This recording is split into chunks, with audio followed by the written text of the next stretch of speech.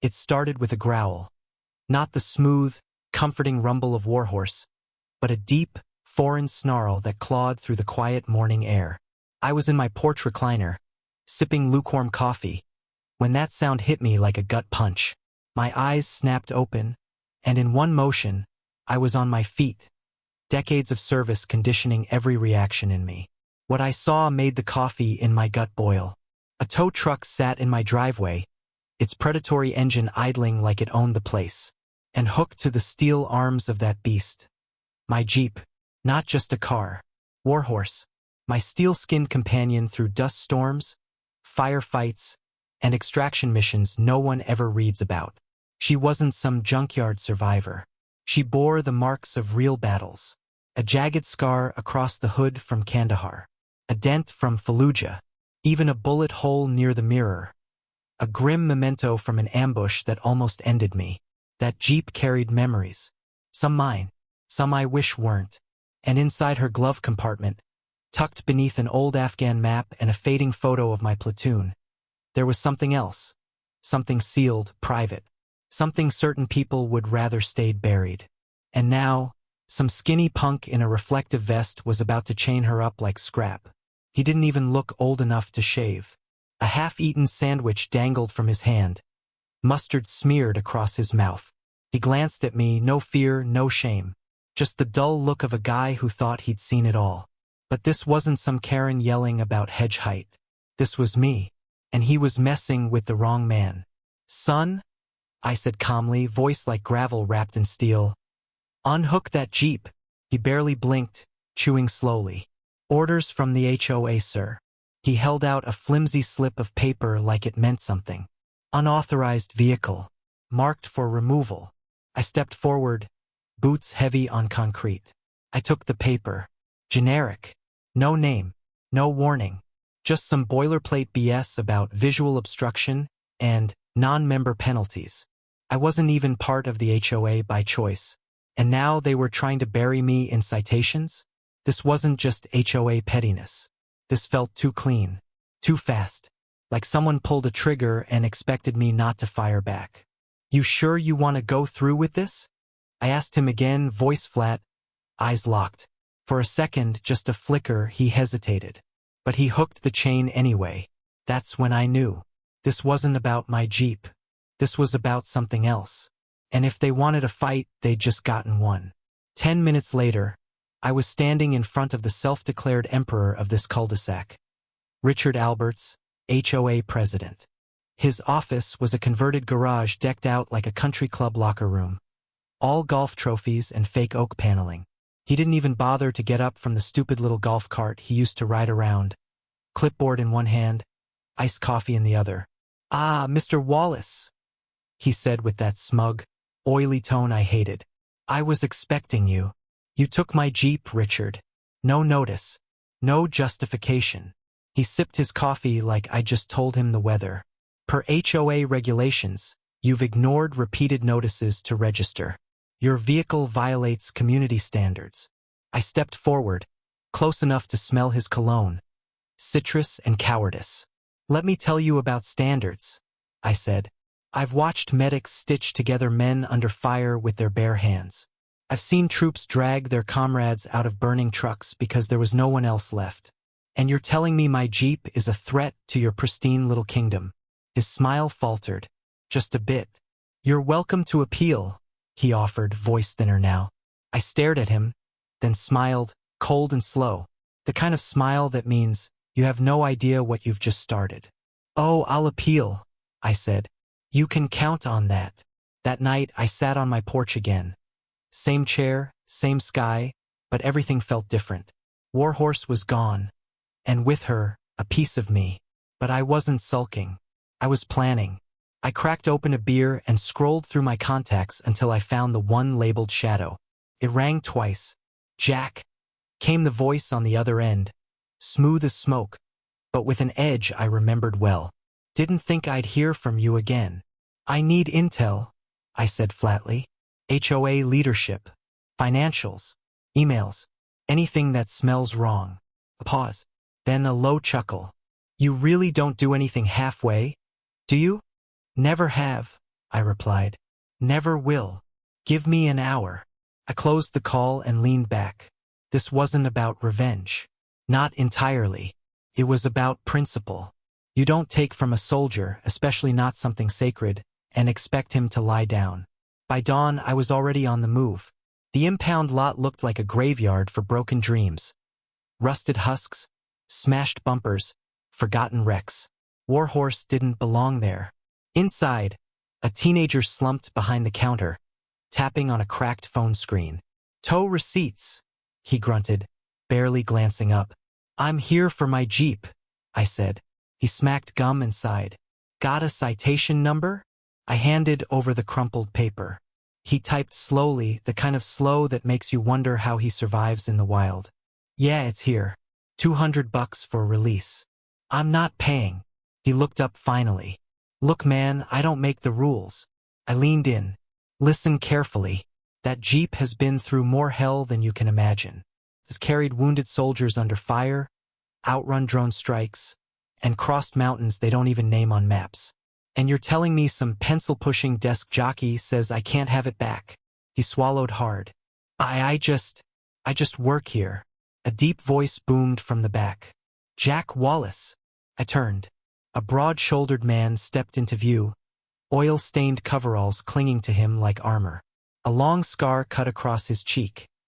Not from a bar fight, but from something real. Murphy, I said, smiling despite myself. Didn't think I'd see you again unless we were dodging mortars. He grinned. Heard what happened. HOA nonsense. They took my Jeep. He shook his head and clapped a heavy hand on my shoulder. Unbelievable. Civilians get a taste of power and lose their damn minds. I nodded toward Warhorse, parked behind the chain-link gate. Any chance you can help me out here? Murphy smirked. For you? No charge.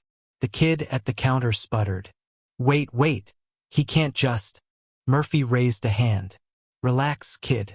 This man's done more for this country than your entire HOA combined. If you got a problem, tell your boss I said so. 10 minutes later, I was behind the wheel of Warhorse again. She roared to life, smooth and powerful. That sound, that vibration in my chest, it felt like coming home. But this was no victory lap. This was preparation. Back home, I pulled up the files Shadow sent me. The moment I opened them, I knew we were past neighborhood squabbles. This was deeper. Richard Alberts had been stealing from his own people. HOA fees funneled into personal accounts. Ghost beautification projects that were never built. Repairs billed to homeowners that never happened. The guy was a walking scandal. But I wasn't just going to expose him. I was going to end him. Still, it felt too clean. Too organized. Richard might have been a smug jerk with a clipboard, but he wasn't smart enough to pull this off alone. Someone else was backing him. Someone with bigger plans. So I made more calls, to the kinds of people who didn't flinch at confrontation. Former cops, military friends, old contacts from my past who knew how to apply pressure without drawing headlines. Meanwhile, rumors started spreading through the neighborhood. Whispers of corruption. Talk of HOA funds disappearing. A quiet rebellion bubbling under the surface. Then came the breakthrough. Mrs. Gable. Retired schoolteacher. Glasses on a chain and the kind of voice that could cut through concrete. She'd been one of Richard's supporters. Until she saw the truth. She came to me one afternoon, hands shaking slightly, and passed me a leather-bound ledger. He made a mistake, she whispered. He trusted the wrong people to keep secrets. Inside that ledger, names, numbers, payments. A direct tie between Richard and a shady construction company already flagged for fraudulent deals. This was the smoking gun. But Richard didn't stay quiet. That night, someone slashed my tires. Left a crude symbol on my garage door. Next day, an anonymous call. Distorted voice. No name. Back off, Jack. Or we'll bury you with your secrets. I hung up. They wanted to scare me. Big mistake. By the end of that week, I knew two things for certain. 1, Richard Alberts was dirty. 2, someone a lot bigger than Richard didn't want me pulling on this thread. But I'd pulled threads before. In the field, that's how you found IEDs before they found you. And I had no intention of letting go now. The intimidation tactics didn't stop. My mailbox was smashed. A brick lobbed through my garage window. One morning, a dead squirrel nailed to my front door. Crude, childish, and a clear message. Back off. But I didn't flinch. I doubled down. I met quietly with other residents. People who'd been bullied into silence. Overbilled. Threatened with citations for things as small as untrimmed hedges or flags deemed too aggressive. One by one, they came forward. I wasn't alone anymore. And then came Shadow's second call. "Jack," the voice said. "You were right. This goes deeper. What did you find?" "The construction company Richard's working with? Shellcorp. No real address. Ties to 3 other flag developments across the state. And get this, their original funding? Blackstone Apex Holdings." I froze. Blackstone wasn't a typical investor group. It was a cover. Years ago, I'd crossed paths with them during a joint op overseas. They had connections, money, muscle, and secrets. Big ones. Suddenly, everything made sense. The precision of the tow job, the heat around Warhorse, the envelope hidden in my glove box. Warhorse didn't just carry battle scars. It carried proof. I didn't open that envelope when I left the sandbox. I told myself I was done with that life. But now, I had to know. I sat on the garage floor, Warhorse idling beside me like a loyal hound. I peeled the seal slowly, carefully. Inside, a classified photo and 2 names. One of them I recognized instantly. The other, not yet. But both were linked to Blackstone. And both were still alive. I wasn't just dealing with HOA corruption. I was sitting on a powder keg. And someone knew it. The night before the next HOA meeting, I reviewed everything: Shadow's files, Mrs. Gable's ledger, the bank transfers, the fake projects, the construction kickbacks. I organized it into one tight, irrefutable folder. No drama. No accusations. Just facts that could snap a neck in a courtroom. Still, I knew a man like Richard wouldn't go down easy. I was right. The community center was packed. More people than I'd ever seen at one of these things. They weren't here for lemonade and landscaping tips. They came for a reckoning. I stood in the back, arms folded, watching Richard sweat under the fluorescent lights. He wore his usual fake confidence like armor, but it was cracking. His eyes darted toward the exits. He felt it. He knew. Murphy was there too, posted near the door like a silent sentinel. 3 other vets I'd called in stood spaced out around the room, calm, alert. We weren't there to start a fight, but we'd finish one if it came to that. Richard cleared his throat and launched into his opening statement. Lots of words. No substance. Rules this. Regulations that. Half the room looked bored, the other half looked ready to riot. I let him talk, and then, when the timing was right, I stepped forward. "Mr. Wallace," Richard said, forcing a condescending smile, "if this is about your vehicle, this," I cut in, my voice hard as iron, "is about you." He flinched. "You've stolen from this community," I continued, "funneled HOA fees into your own accounts, charged for projects that were never completed, partnered with a company already under investigation for fraud." He started to laugh, weak and rehearsed, but I held up the folder and let it speak. Emails, bank statements, invoices, the ledger. It all laid bare in front of the board and dozens of homeowners who had suffered under his rule. A hush fell over the room. Then a board member, Peterson, a twitchy little guy who always agreed with whoever was talking loudest, broke the silence. "Is this true?" he asked, voice cracking. Richard's smugness shattered. "It's a misunderstanding," he blurted. I can explain." But no one was listening to him anymore. They were listening to me. "You've weaponized this HOA," I said. "Turned it into a dictatorship. Threatened people. Leet. And now you've got outside help trying to keep this buried." A crash at the back. 2 large men in black pushed through the doors, ignoring protocol, heading straight for me. Not HOA security. Hired muscle.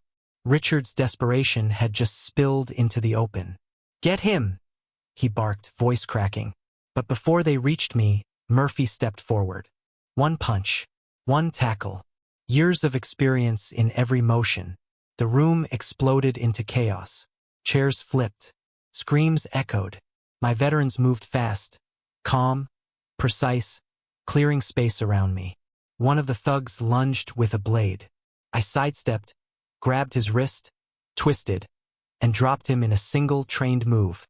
The knife clattered across the tile.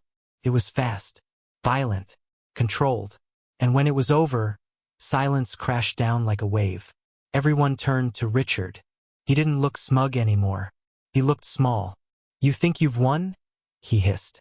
"I think justice has," I replied. Then I turned to the room.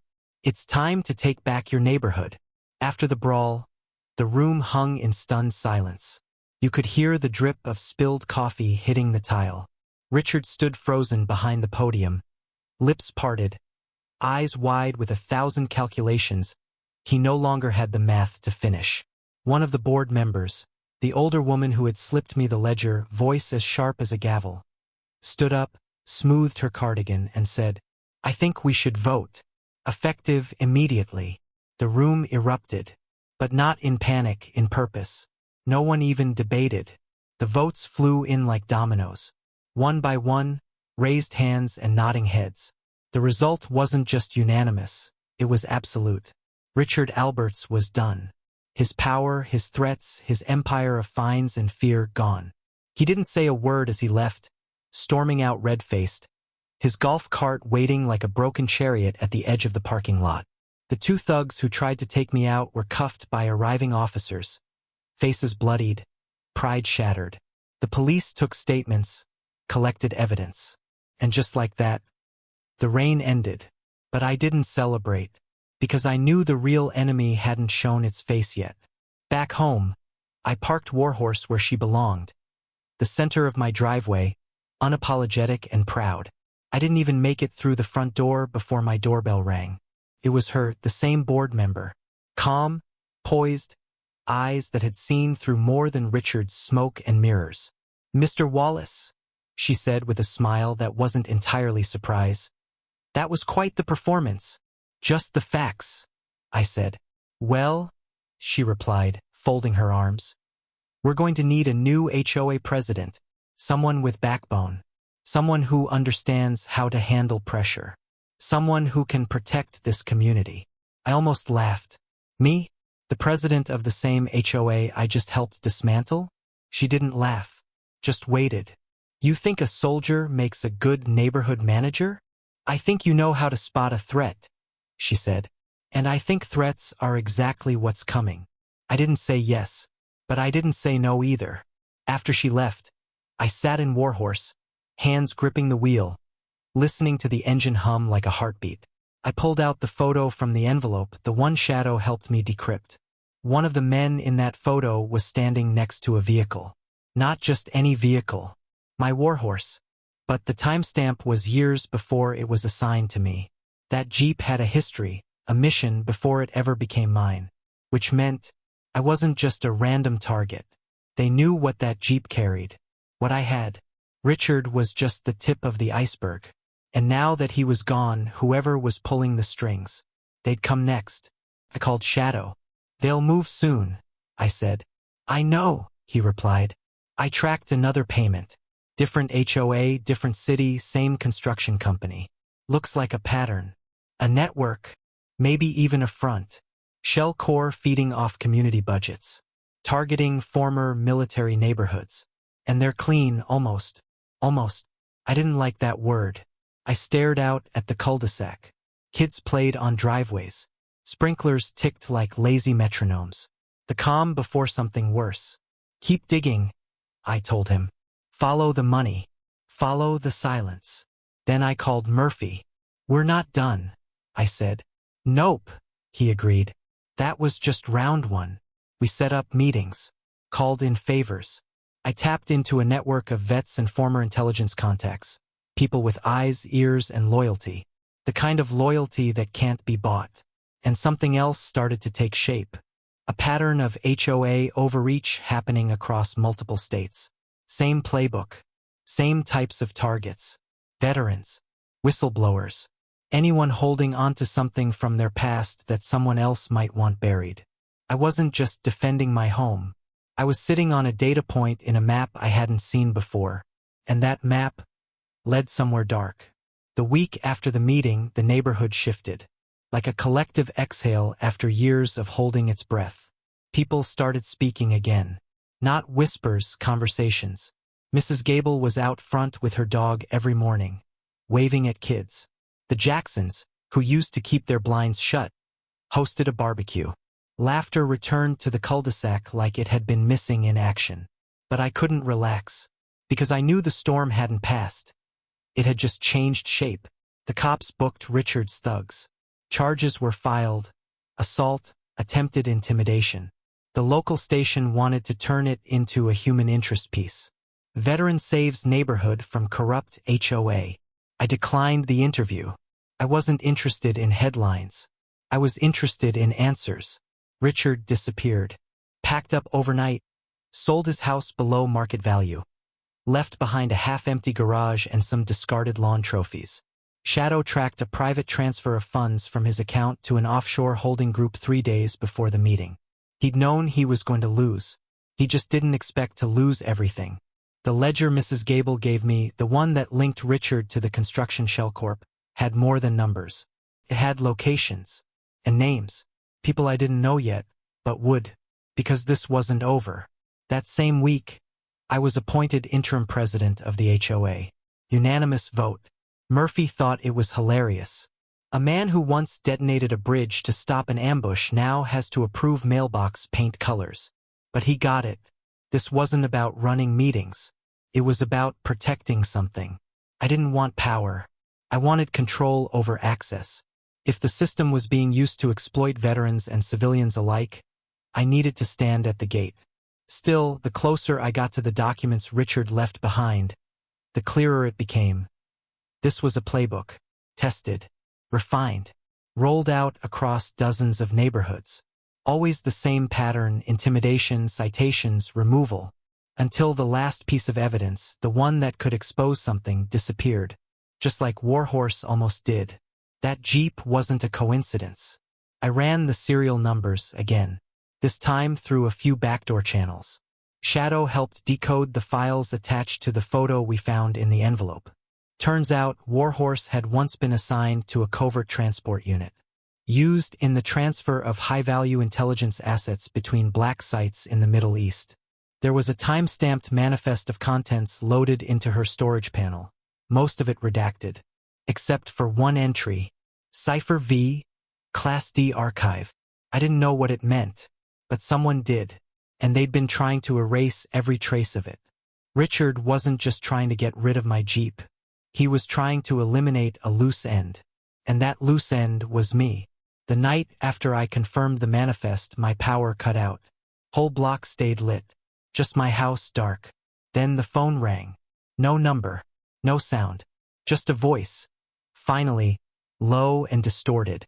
You should have stayed retired. Click. I didn't sleep that night. I loaded my sidearm. Double-checked the locks. Parked Warhorse across the driveway like a barrier. And I waited not for fear, but readiness. Because when they come for you once and fail, they don't give up. They adapt. The next morning I called Shadow. It's bigger than we thought, I said. I figured, he replied. You ready for what comes next? I've been ready, I said. Since the day they underestimated me. We set up a digital trace on the call. Shadow's team started following the money trail beyond Richard's transactions. It led to a defense contractor with a long history of sealed contracts. That's when we realized this wasn't a neighborhood issue. It was national, possibly global, and it was about to get very personal. So I did what I was trained to do. I dug in. I built a perimeter of people I trusted. People with experience. People who knew how to move in the shadows without being seen. I took a job meant for petty tyrants and turned it into a command post.